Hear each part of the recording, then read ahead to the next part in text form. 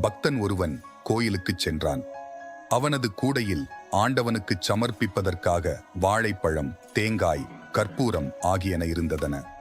தேங்காய் பேச ஆரம்பித்தது. நம் மூவரில் நானே கெட்டியானவன், பெரியவனும் கூட என்றது. அடுத்து வாழைப்பழம், நமது மூவரில் நானே இளமையானவன், இனிமையானவன் என்று பெருமைப்பட்டுக் கொண்டது. கற்பூரமோ எதுவும் பேசாமல் மௌனம் காத்தது. பக்தன் கோவிலை அடைந்தான். தேங்காய் உடையப்பட்டது, பழம் தோல் உரிக்கப்பட்டது.